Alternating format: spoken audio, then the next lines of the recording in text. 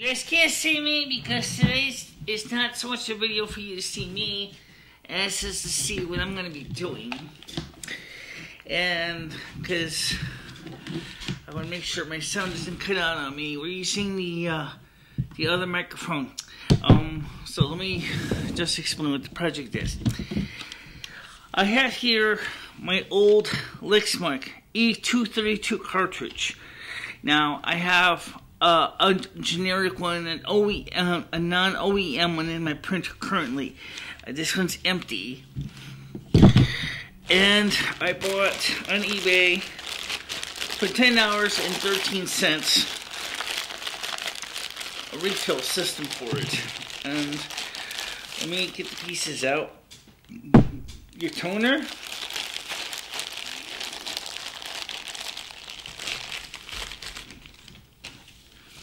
gloves, and your replacement memory module. Okay, now I'm going to test this repair in several layers. And so, oh, this is to cover up the hole. Okay, I'm gonna put the chip in first because I just tested this cartridge and it said the chip was bad, and it's the original chip here. That's this thing right here. I gotta get this out. I'm not sure the easiest way. I think they got it. There we go. Okay, the chip has now been removed. Okay, and unfortunately, I'm gonna need a pair of scissors. I think I don't want to damage this chip, so let me go get the scissors.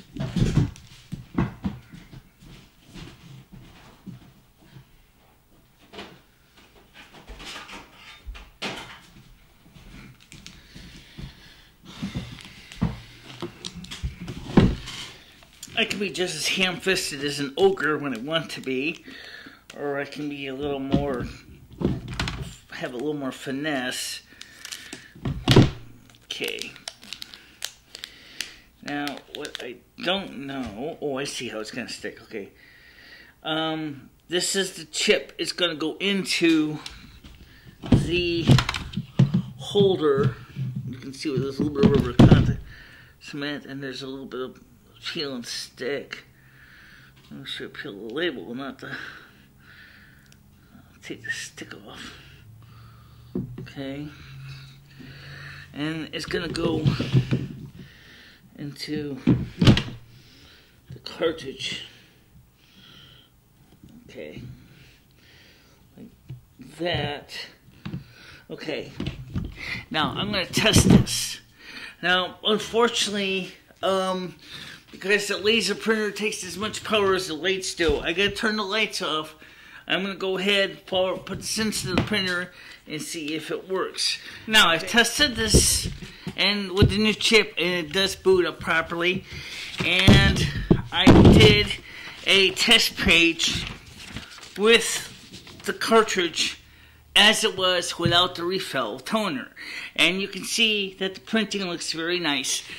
So the chip was bad, and the original chip that was in here, I suspected as much. It also answered another question I had about this chip, which is what happens with this chip if it was missing. When it went bad, it kind of answered that question. You can see that there's this pretty simple chip here. It's just got two contacts.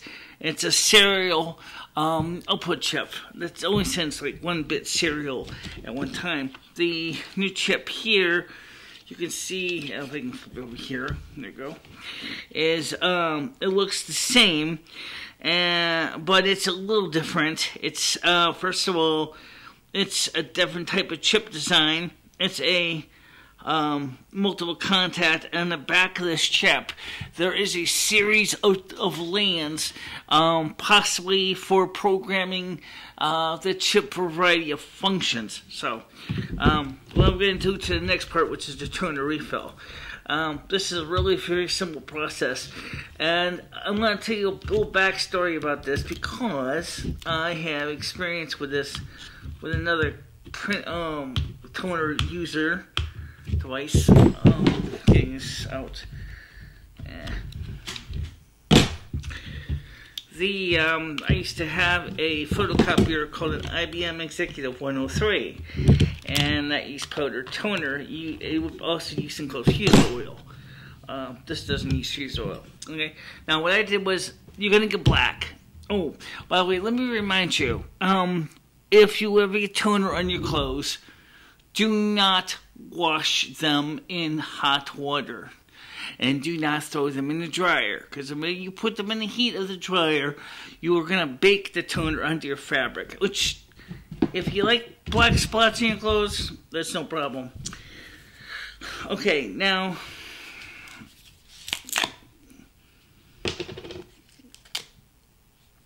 this is a very fine powder. And this is the lid.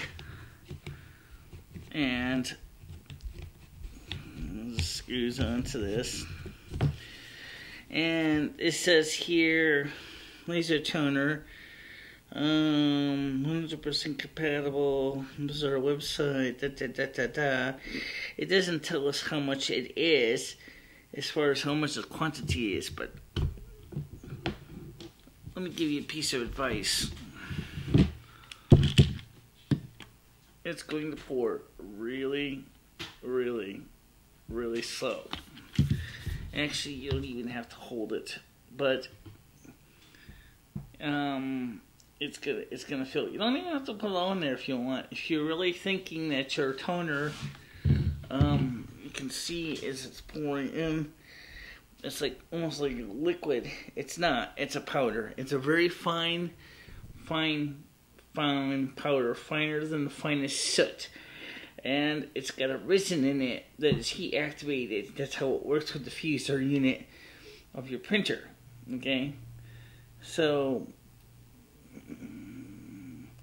back when we were using the IBM Executive 103 copier, we used to use the same kind of fillers, but they used to use ones with bigger holes in it.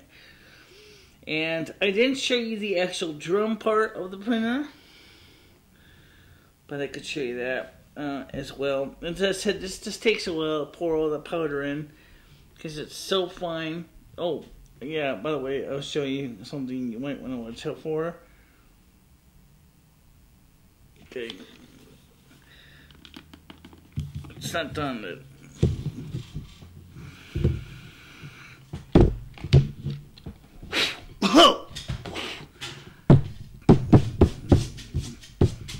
That stuff is really fine. So, also, one of the things that used to happen with these printers, drums like this one, is on my Executive 103 copier, which Lexmark, which of course used to be part of IBM, kind of uses the same design in their printers as was in the IBM Executive 103, is they have a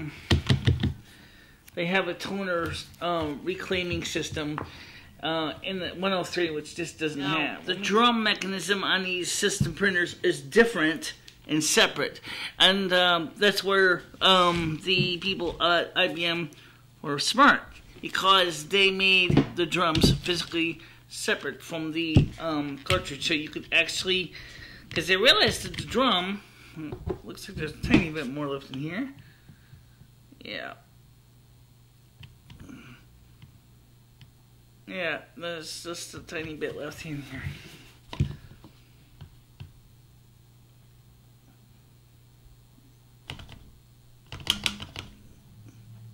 Yeah, there's just a tiny bit about it. It's just I hate filling these printers up. The powder is really fine. Okay. So like I said, if you get stuff on your clothes, the first thing you should do is okay, it goes back on, is Wash your clothes in cold water, not hot. Make sure to wash them in cold, because what happens is these things get to be really messy. Now I'm going to pick up the pieces and I'm going to throw this out. Now the problem is this gets really, really messy. This is a lot easier than I thought. And like I said, it does show up. Now, what I'm going to do is I'm going to put this back. I'm going to put the new refilled one into my laser. And like I said, I already printed the test page a little earlier, and you can see that it printed fine and prints consistently. So hopefully now I've got my printer refilled for another 10,000 or 6,000 sheets of paper, or about 5 full reams of paper between the two printers. So great way to print. It wasn't that expensive. In fact, this is one of the few Lexmarks. I personally have had this printer since 2003. And it has been a very good printer. It's easy to use. Now, let me just bring the camera up so you can see me. Now, as I said, I've been working with these printers for many years, and one of the things that, since the IBM Executive Copier is they use a easy to fill hole for the powder, as you saw, goes in here. And unlike the IBM Executive 103, it doesn't have a toner reclamation system. What that means is, on the Executive 103 copier, is after your printer gets used by the magnetic drum and it wipes the toner off, it used to send it back into the reservoir so that what wasn't being used could be recycled. And that's great. The problem would be is when the IBM Executive 103 was, the toner would jam up in the flexible tube and it would just make a royal mess of the whole thing. The toner would come not in tubes this size. We're talking it came in tubes about the size of an Orville Redenbacher popcorn container. And you would had a big scoop and you pour it in like this, but it was a bigger hole. Really, really amazing to see how it worked. Fantastically fun system. So now we got a chance to see how this is going to work. And coming up in a couple of days, we are going to be doing some more research and experimentation projects. This just happened to be one of the two projects I wanted to show you. How well this came out, I can't tell you. I have no idea until I watch the tape. But now, that's it. So I'll talk to you soon, okay? Bye-bye.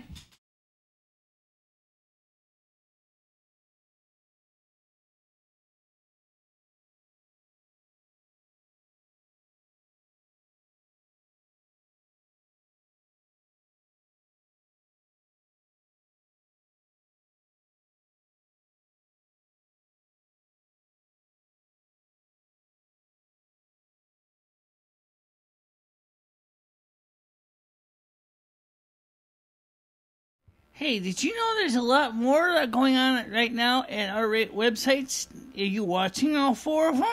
If not, check them out. There's a list right here.